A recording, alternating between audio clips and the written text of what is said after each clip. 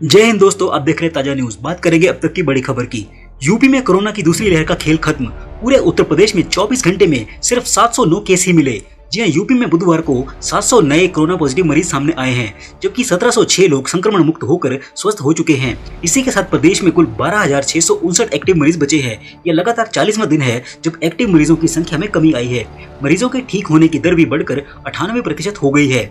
बीते 24 घंटों में 90 मरीजों की संक्रमण से मौत हुई है। अपर मुख्य सचिव चिकित्सा स्वास्थ्य अधिकारी अमित मोहन प्रसाद ने बताया है कि प्रदेश में अब तक 16,66,000 मरीज संक्रमण मुक्त हो चुके हैं। 12,960 एक्टिव मरीजों में से 7,499 होम आइसोलेशन में है, जबकि अन्य सभी राजकीय और निजी अस्पतालों में अपना इलाज करवा रहे हैं। प्रदेश में दैनिक केस पॉजिटिविटी रेट 0.3% है, जबकि कुल पॉजिटिविटी रेट 3.26% है। उन्होंने बताया कि मंगलवार को प्रदेश में लगभग 2,80,000 नमूनों की जांच की गई है। इनमें से 1.29 लाख से अधिक की जांच RT-PCR तकनीक से की गई है। अमित मोहन प्रसाद ने बताया है कि जून माह में 1 करोड़ डोज टीकाकरण के लक्ष्य में प्रगति हुई है। बुधवार दोपहर तक प्रदेश में 43,617 डोज टीकाकरण किया जा चुका था। इसमें से 2,29,994 डोज 18 से 44 साल के लोगों को लगाया गया है। अब तक प्रदेश में 1,74,71,652 पहली डोज और 36,78,606 दूसरी डोज लगाई जा चुकी है। इस तरह अब तक कुल 2,11,50,258 डोज लग चुकी है। प्रदेश के जिलों में नए मरीजों की संख्या 50 के नीचे आ गई है। बुधवार को सबसे अधिक 38 मरीज गोरखपुर में मिले हैं। इसके अलावा गौतम बुद्ध नगर में 35, लखनऊ में 34, मेरठ में 33, मुजफ्फरनगर में 31, गाजियाबाद में 26, बुलंदशहर में 22, प्रयागराज में 20, पीलीभीत में 20, गाजीपुर में 18, मैनपुरी में 18, लखीमपुर खीरी में 17, वाराणसी में 16, इटावा में भी 16, सहारनपुर आगरा में 15-15, बहराइच में 13, बरेली में 12, कासगंज में 12, सीतापुर में 11, हापुड़ में 11, कानपुर नगर, रायबरेली, शामली, हरदोई, जौनपुर, महाराजगंज, गोंडा, प्रतापगढ़, अलीगढ़ में 10-10 मरीज मिले हैं। हमीरपुर, बांदा, कौशाम्बी में एक भी मरीज नहीं मिला है। 42 जिलों में अधिकतम 9 के अंदर मरीजों की संख्या है। कुल 90 मरीजों की मौत हुई है। मुख्यमंत्री योगी आदित्यनाथ ने कहा है कि लगातार प्रयासों से प्रदेश में कोविड संक्रमण की स्थिति नियंत्रण में है। प्रदेश में कोई भी ऐसा जनपद नहीं है जहां 600 से अधिक एक्टिव केस हों। ऐसे में सभी जिलों को कोरोना कर्फ्यू से छूट दी जा रही है। पूरे प्रदेश में सोमवार से शुक्रवार तक सुबह 7 बजे से शाम 7 बजे तक बाजार खुले रहेंगे। आवागमन तथा अन्य गतिविधियां सामान्य रूप से संचालित हो सकेंगी। रात्रिकालीन बंदी और साप्ताहिक बंदी की व्यवस्था सभी जगह एक समान रूप से लागू होगी। उन्होंने हिदायत देते हुए कहा कि हमें समझना होगा कि वायरस कमजोर हुआ है, खत्म नहीं हुआ है। संक्रमण कम हुआ है, पर जरा सी लापरवाही संक्रमण को फिर से बढ़ावा दे सकती है। सभी लोग मास्क, सैनिटाइजेशन, 2 गज की दूरी जैसे कोविड बचाव के व्यवहार को जीवन शैली में शामिल करें। बहुत जरूरी हो तभी घर से बाहर निकलें, भीड़ से बचें। पुलिस अपनी सक्रियता और बढ़ाए। सीएम योगी ने कहा कि कोविड टीकाकरण संक्रमण से बचाव का सुरक्षा कवर है। प्रधानमंत्री ने 21 जून से सभी आयु वर्ग के टीकाकरण के लिए वैक्सीन उपलब्ध करवाने की घोषणा की है। उनका यह प्रयास टीकाकरण को और गति देने वाला है। इस माह 1 करोड़ डोज वैक्सीन लगाने का लक्ष्य तय किया गया है। बात करते हैं अगली बड़ी खबर की। किसान नेता राकेश टिकैत ने ममता बनर्जी से कहा, आपने बड़े दुश्मन बीजेपी और मोदी सरकार को हराया है, लेकिन इस समय विपक्ष को मजबूत करने की जरूरत है। जी हां, भारतीय किसान यूनियन के नेता राकेश टिकैत ने बंगाल की मुख्यमंत्री ममता बनर्जी से मुलाकात की है। इस दौरान उन्होंने भारतीय किसान यूनियन की ओर से सभी राज्य सरकारों से उनके आंदोलन को समर्थन करने की मांग भी की है। राकेश टिकैत ने कहा है कि बंगाल के लोगों को इतनी बड़ी जीत के लिए बधाई देता हूँ। मैं यहाँ की सीएम ममता बनर्जी का शुक्रिया अदा करता हूँ। हमें विपक्ष को मजबूत करने की जरूरत है। दिल्ली में चल रहे किसान आंदोलन के लिए ममता बनर्जी को मेरी मदद करनी होगी। राकेश टिकैत ने बोला कि ममता बनर्जी ने हमें समर्थन का आश्वासन दिया है।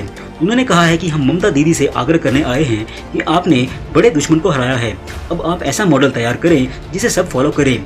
प्रेस कॉन्फ्रेंस के दौरान ममता बनर्जी ने केंद्र पर भी जमकर निशाना साधा। उन्होंने कहा कि हमने असेंबली में भी रेजोल्यूशन करके इसको बर्खास्त किया है। मैंने कृषि आंदोलन किया, भूख हड़ताल की। किसान आंदोलन जब तक चलेगा तब तक इसका समर्थन करेंगे। ममता ने कहा कि मुझे अपील की गई है कि मैं इस बारे में दूसरे राज्यों के मुख्यमंत्रियों से बात करूं। कोरोना के बाद हम इस बारे में बात करेंगे। ममता ने कहा कि हम कोशिश करेंगे कि सभी को इस संबंध में पत्र दिया जाए। ममता ने सवाल किया कि किसानों से सरकार बात क्यों नहीं कर रही है, सरकार तीनों काला कानून वापस ले। ममता ने आगे कहा कि कोविड से लेकर किसान तक पूरा हिंदुस्तान भुगत रहा है। कोरोना को लेकर सरकार की गलत नीति के चलते बहुत लोग मारे गए हैं। उन्होंने कहा कि एक दिन यूपी में डेड बॉडी मिल रही है। वैक्सीन पर जीएसटी लगाकर केंद्र सरकार जिंदगी और मौत का खेल खेल रही है।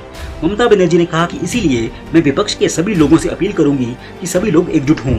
किसान यूनियन को जो भी मदद चाहिए होगी मैं देने के लिए तैयार हूँ। हम सब एक साथ रहें तो अच्छा होगा।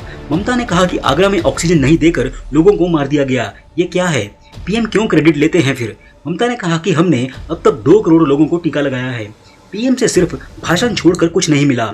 ममता ने कहा कि हम सब लोग एक ही बात कहना चाहेंगे कि मोदी को प्रधानमंत्री पद से हटाना है। बात करते हैं अगली बड़ी खबर की। उत्तर प्रदेश में अगले साल विधानसभा चुनाव से पहले कांग्रेस को लगा बड़ा झटका।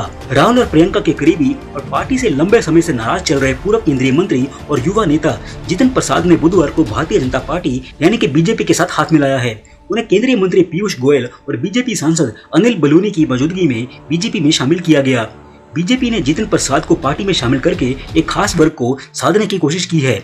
उत्तर प्रदेश के धौरहरा निर्वाचन क्षेत्र से लोकसभा के पूर्व सदस्य प्रसाद राज्य के प्रमुख ब्राह्मण नेताओं में से एक हैं और बीजेपी को यह उम्मीद है कि उनके आने से ब्राह्मण समुदाय के बीच आक्रोश के ज्वार को रोकने में मदद मिलेगी। यूपी में ब्राह्मणों की आबादी लगभग 10% है और वे 80 के दशक से बीजेपी के प्रबल समर्थक रहे हैं। लेकिन पिछले कुछ महीनों से कहा जा रहा है कि शीर्ष पद के लिए ठाकुर जाति से संबंधित योगी आदित्यनाथ के चयन से समुदाय खुश नहीं है। विकास दुबे मुठभेड़ के बाद इस समुदाय में आक्रोश भड़क उठा है।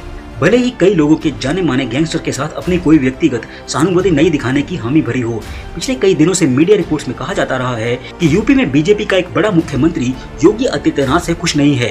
लेकिन पार्टी ने स्पष्ट कर दिया है कि आगामी विधानसभा चुनाव उन्हीं के नेतृत्व में लड़ा जाएगा। बीजेपी ब्राह्मणों को खुश करने के लिए धीरे धीरे कदम उठाने की कोशिश करने में जुटी है। यही वजह है कि प्रधानमंत्री नरेंद्र मोदी के पसंदीदा पूर्व नौकरशाह AK शर्मा को लखनऊ भेजा गया है। बात करते अगली बड़ी खबर की। चीनी वैक्सीन को लेकर पाकिस्तान की मुश्किलें कम नहीं हो रही हैं। अब सऊदी अरब भी उन देशों में शुमार हो गया है जहां चीन की कोरोना वैक्सीन लगवाने वालों की एंट्री बैन है। भले ही चीनी वैक्सीन सिनोफार्म और सिनोवैक को विश्व स्वास्थ्य संगठन यानी कि WHO ने मान्यता दे दी हो, लेकिन सऊदी अरब सहित कई देशों को इन पर विश्वास नहीं है। इसीलिए उन्होंने ऐसे लोगों की एंट्री बैन कर रखी है जिन्होंने चीन की वैक्सीन लगवाई है, जिसकी वजह से अब पाकिस्तान के मुसलमान हज के लिए सऊदी नहीं जा सकते हैं क्योंकि इमरान खान ने अपने देश के लोगों को चीन की वैक्सीन लगवा रखी है। पाकिस्तान से बड़े पैमाने पर लोग सऊदी अरब में काम करते हैं। ऐसे में सऊदी सरकार का यह फैसला उसके लिए बड़ी मुश्किल बन गया है। पाकिस्तान के आंतरिक मंत्री शेख रशीद ने हाल ही में कहा था कि प्रधानमंत्री इमरान खान व्यक्तिगत तौर पर इस मामले को देख रहे हैं क्योंकि सऊदी अरब के साथ कुछ और मध्य पूर्व के देश चीन की वैक्सीन को मान्यता नहीं दे रहे हैं। वहीं डॉन की रिपोर्ट के अनुसार सऊदी अरब में जिन वैक्सीन की सिफारिश की गई है उसमें फाइजर, एस्ट्राजेनेका, मॉडर्ना और जॉनसन एंड जॉनसन शामिल हैं। आपको बता दें कि कई देशों ने चीनी वैक्सीन को लेकर चिंता जताई है क्योंकि उसके असर को लेकर विश्वास कायम नहीं हो रहा है। बात करते हैं अगली बड़ी खबर की। भीषण गर्मी के कारण पहाड़ों पर बर्फ पिघलने से ब्यास नदी का जलस्तर बुधवार को अचानक बढ़ गया है।